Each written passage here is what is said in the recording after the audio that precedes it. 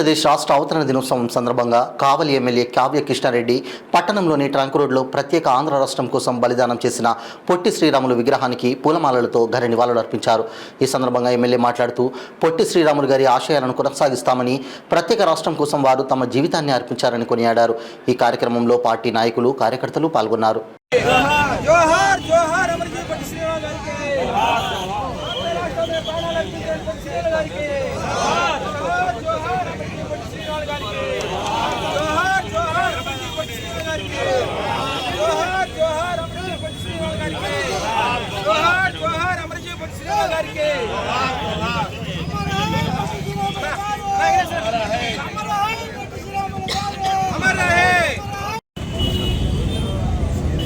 తెలుగువారి ఆత్మగౌరవాన్ని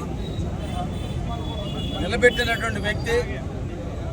భాషా ప్రాతిపదిక మీద రాష్ట్రాలు ఉండాలి, తెలుగువారంతా ఒక సమైక్యంగా ఉండాలి, ఒకే గొడుగు కింద ఒకే రాష్ట్రం కింద ఉండాలని ఆత్మ త్యాగం చేసిన వ్యక్తి శ్రీ పొట్టి శ్రీరాములు గారి. వారి ఆత్మ బలిదానం ఫలితం 1953 ఆంధ్ర రాష్ట్ర అవతరణానికి కేంద్ర ప్రభుత్వం అనుమతి ఇచ్చింది. 1956లో ఆంధ్ర రాష్ట్రాన్ని ఉమ్మడి రాష్ట్రంగా, తెలంగాణ, ఆంధ్రప్రదేశ్ని 1956లో ఏర్పరిచి నాటికి తెలుగు జిల్లాలుగా ఉన్నటువంటి బరంపూర్ని ఒరిస్సాకి, బళ్ళారిని కర్ణాటకకి, హోస్పేటని కర్ణాటకకి, తిరువళ్ళూరుని తమిళనాడుకి ఇస్తూ మిగతా ప్రాంతాలన్నింటినీ కూడా కలుపుకుంటూ ఉమ్మడి ఆంధ్రప్రదేశ్గా ఏర్పడితే నవంబర్ 1వ తేదీ 1956 సంవత్సరమున ఆంధ్ర రాష్ట్ర అవతరణ దినోత్సవంగా నాటి ప్రభుత్వం నేటి వరకు నిర్వహిస్తూ వచ్చింది. జరిగిన పరిణామాలలో తెలంగాణ రాష్ట్రం విడిపోయిన తర్వాత ఆంధ్రప్రదేశ్ సపరేట్గా విడిపోయినప్పుడు జూన్ 2వ తేదీని నూతన ఆంధ్రప్రదేశ్ రాష్ట్రంగా అవతరణ దినోత్సవంగా జరుపుకుంటున్నాం. పొట్టి శ్రీరాములు గారి బలిదానం భారతదేశ చరిత్రలో ఏ వ్యక్తి అమరుడైన సందర్భం తక్కువ.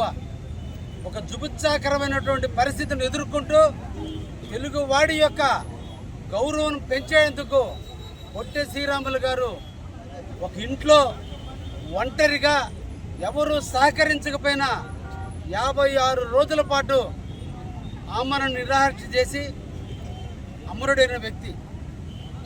నాటికి కూడా తెలుగు ప్రజలలో పౌరుషం లేకపోతే ఆయన్ని దహన సంస్కారాలకు కూడా ఎవరు ముందుకు రాకపోతే గుడివాడకు సంబంధించినటువంటి సాధు సుబ్రహ్మణ్యం ఘంటసాల గారు కూడా గుడివాడు కావడు కాబట్టి ఆయనని ముందుకు రమ్మంటాం.